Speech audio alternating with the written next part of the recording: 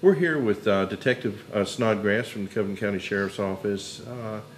Investigator, we just went through a very trying press conference in there a little bit as far as the reason we were here today. You're the lead investigator on this, and it was kind of you that spearheaded and got things going. I know you're giving credit to a lot of other people as well that helped you. How does this affect somebody like you? We personally know you to be a loving father of children, and you love kids, and your job here now has stepped over to the other side a little bit. Just give us a little heads up on what it feels and what went through your mind. Well, anytime you deal with a child crime, it's obviously difficult, and it takes a toll. If you have children, then you realize and understand just how precious they are, especially when they're yours.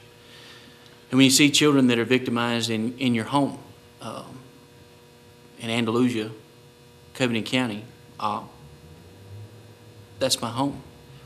When you see that, it hurts you deeply. It hurts you at a level that you can't articulate. What I can tell you is that I am proud at the way the case has been handled from beginning to end by the Sheriff's Office, DHR, the Advocacy Center, and obviously the District Attorney's Office. Because I think the right thing happened today. It's as good as it will get as far as the judicial system. 4 consecutive life sentences without the possibility of parole means I accomplished the goal that I set out to do. And in turn, I think everybody else that worked with me with this did so also. Detective,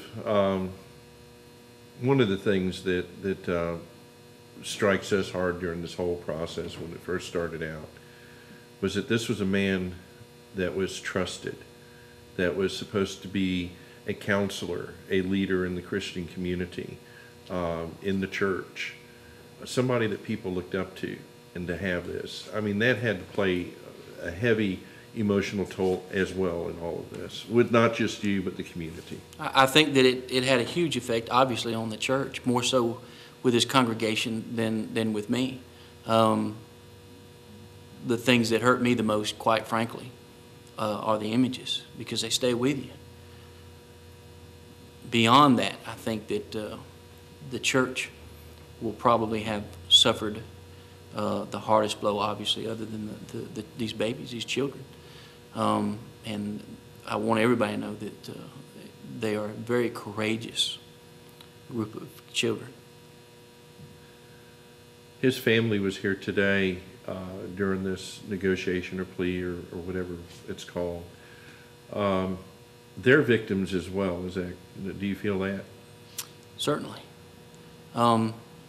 There's no indication from anything that I've been able to find during the course of the primary investigation in this that the family had any knowledge of what was transpiring.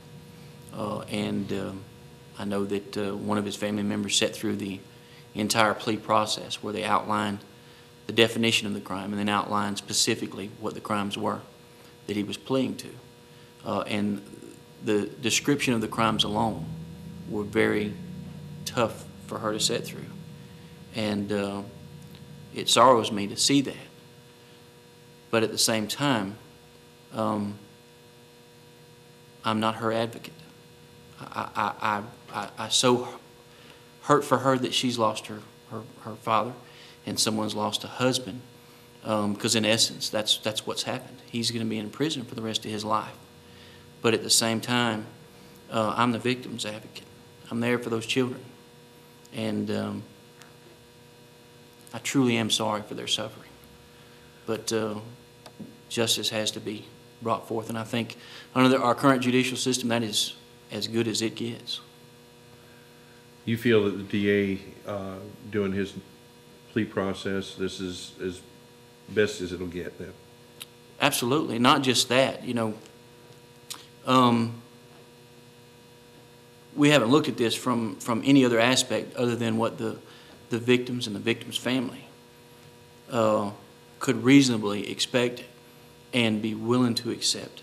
And they've been a part of the process from the very beginning of what would be expected, because quite honestly, from the very beginning, I think we all discussed it, and the preponderance of evidence, the amount of information, and just the overwhelmingness, and the images are so compelling and so awful that I did not see it coming to trial, because quite frankly, I don't think he wanted those images out there. I don't think the few supporters that he has, I think he was scared he would lose them. And on top of that, I really don't think that he wanted to hurt these children, because he is in love with them, as strange and as creepy as that is.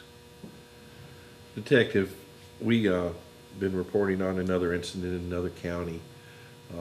It seems to be an ongoing thing of late, where sexual predators are preying on our children.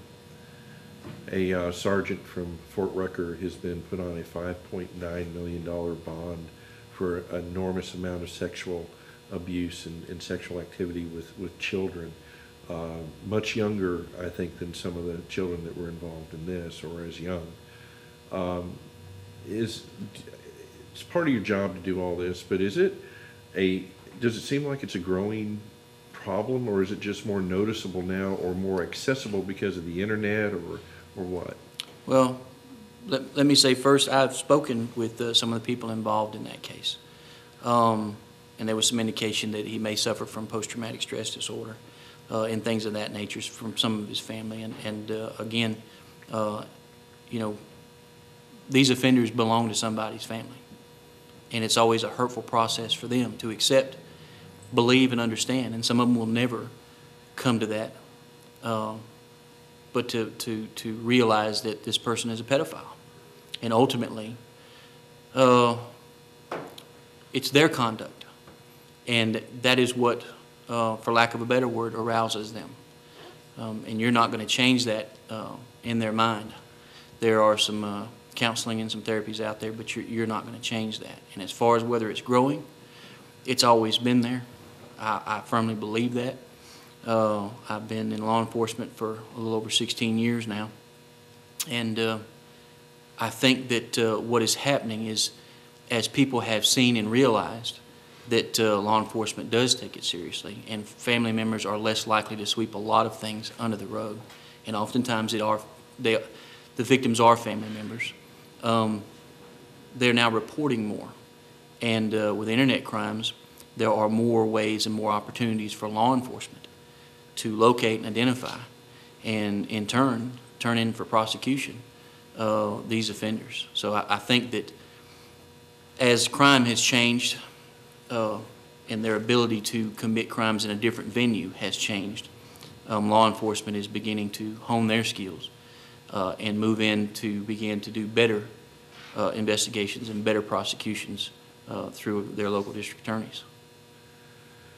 Detective, on behalf of WKNI, and I'm sure our viewers, we can't tell you how much we appreciate what you've gone through, and with the other officers and the sheriff and the DA and everybody involved in this. Tremendous job.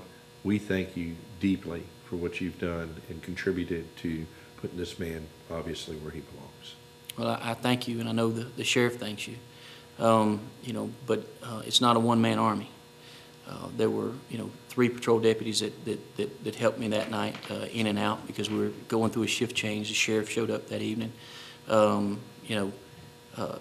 Ted Motley, our chief investigator, actually came from his home at my request from Wing, Alabama, all the way up to help me.